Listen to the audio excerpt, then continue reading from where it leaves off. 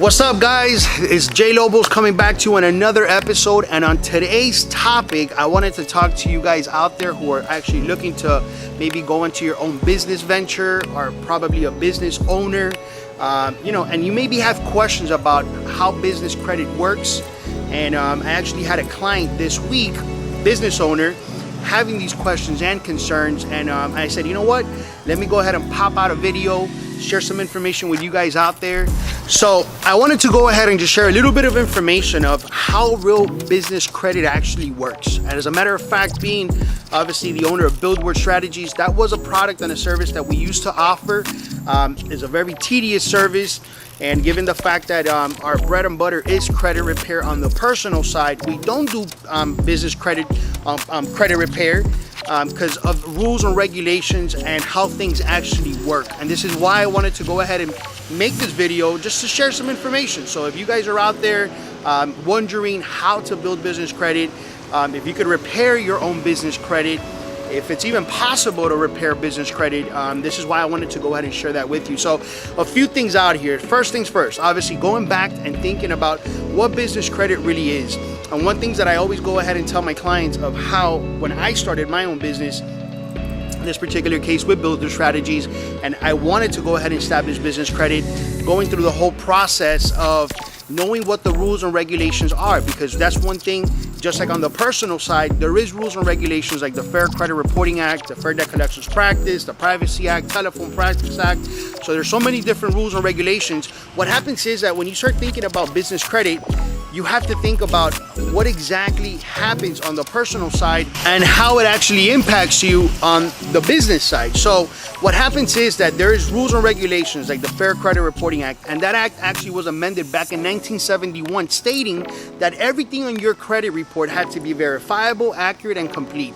What that means basically is when you walk into a retail store, you walk into a bank, you're walking into somewhere where you're soliciting credit, the act basically states that if you go ahead and provide personal information over to a creditor, the creditor under this act has to make sure that they report this information over to the three bureaus, Equifax, TransUnion, and Experian, right? So what happens is that when you sit down with a creditor at a bank, at a dealership, they're gonna take down some of your personal information, your name, your address, your last name, your social, your address, and they're gonna require certain documentation, right? This information goes into a database that they go ahead and they enter the information, which in a sense, it creates a shell, it creates a base, it creates actually now a profile where the agencies are going to have your information. Depending on your credit worthiness at the time at the application, is going to give you a rating. And again, going back onto what the FICO scoring platform is. The FICO is the Fair Isaac Corporation, was established back in 1956 by Fair and Isaac, and they created an algorithm that the algorithm was created to protect creditors against consumers, in a sense of the higher the score, the less of a risk. The lower the score, the higher the risk to the creditor. So in this particular case, depending on your credit worthiness, you're either going to get approved or declined, right? And again, the credit score runs from a 350 all the way to an 850. So in that particular case, if it's above the 620s, you have a good probability of being approved. If you're declined, obviously that falls into the 5 categories of an inquiry. Now, when we're talking about business credit's not governed by the Fair Credit Reporting Act, in a sense that if you go apply for a business line of credit or a business loan or a business credit card, there's nowhere that it actually states that once the application is completed, that the creditor has to forward that information to who. So obviously we know that there's actually major players when it actually comes to reporting your business credit information, such as Duns & Bradstreet. They've been around since the 1800s. They have the most profiles collectively of business credit information. They also have Equifax Business and Experian Business. There's obviously other credit companies out there that also also hold information, but these are like the oldest ones. These are the ones that actually have the most information. So how do we go about building business credit in a sense of how separating, because again, one of the advantages of having business credit is being able to do it on its own, in a sense, having its own entity. So one of the things that actually Duns & Bradstreet offers is what's called the DUNS number. The DUNS number has the same amount of numbers that your social security number has, such as in this particular case, once you have the DUNS number, now you have a number that you could separate from your personal. So when you go apply for a business line of credit or a business credit card, now you don't have to add your social, because when you add your social, for the most part, traditional lending like banks like Bank of America, Chase, they're going to want a guarantor.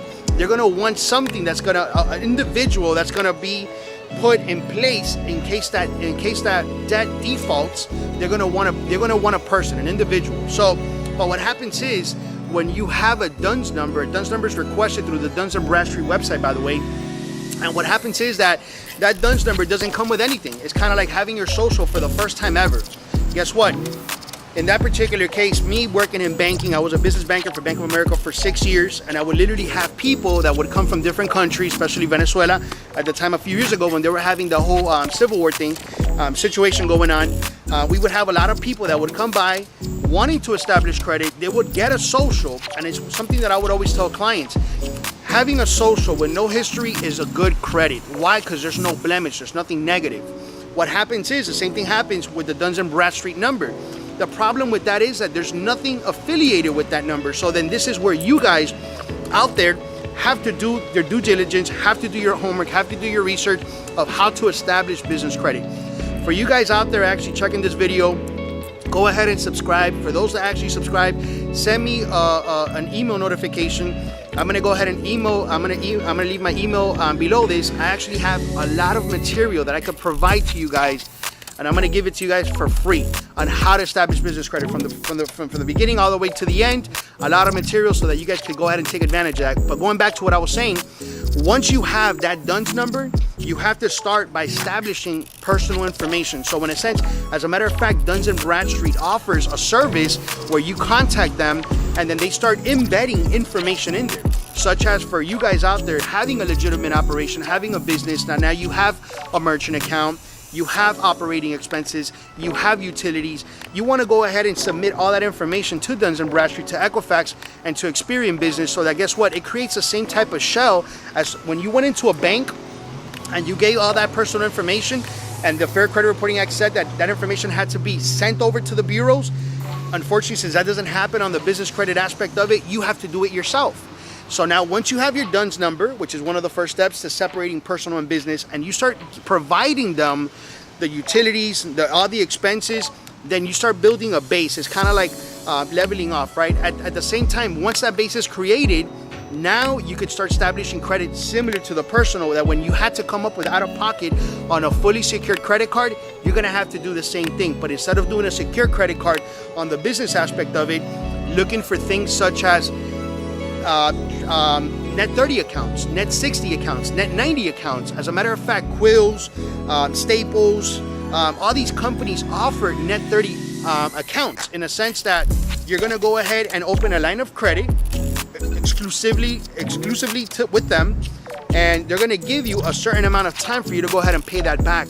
Once you open up those lines, that account information, all those detailed information has to be sent out to Experian Business, Equifax Business, Duns & Bradstreet, so that now you have solid information of what's actually being reported. Once you've gone through the net 60s, 90s, the 30s, the 120s, now you have some sort of backup.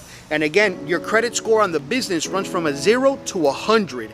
An 80 credit score on a business, it's usually an equivalent of about a 680 on the personal, so that you guys out there. And it works a little bit different. They don't have an algorithm, which is the 5 tiers on the personal. It's actually a lot more simpler in a sense that you make a payment on time, you go up 5 points.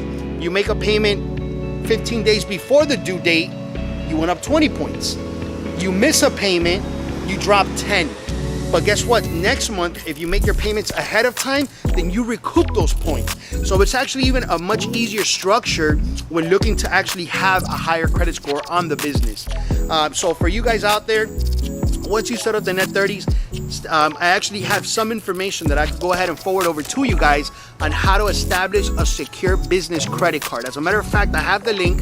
I'm going to share it with you guys as well, so that you guys out there looking to establish business credit, you can do this on your own. Once you've gone through a secured business credit card, now you should actually rate. You should have a score. Then you can literally go ahead and you could apply. Once the Dun & Bradstreet information has been set up with all the personal information of the business, with all your personal information, all the business employee, all that stuff, now you have a backup of data that it could actually rate you at a certain score. If your score is close to the 80s, then you could apply for another credit card that doesn't have to be a secure product, such as a matter of fact, Capital One has a Sparks credit card that's very fairly easy, I would say, to be approved if you're close to the 80 credit score. So once you have the 80 credit score, now you have a lot more things accessible to you.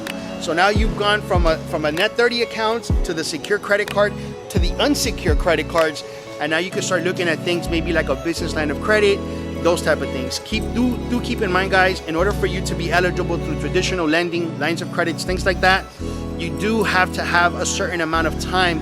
Your business has to be open for 2 years. You have to have most likely a personal credit score above a 680 in order for you to apply. Again, this is traditional lending when you go into a bank, because they have to have a personal profile and they have to attach it to a personal guarantor. Guys, I hope this was very informative, educational. If you have somebody or know somebody, share this video with your family and friends. Subscribe, and if you're obviously interested, I'm going to continue to put out more content for you guys and continue to share this information with you guys. Thank you so much for the love and support. On the next time.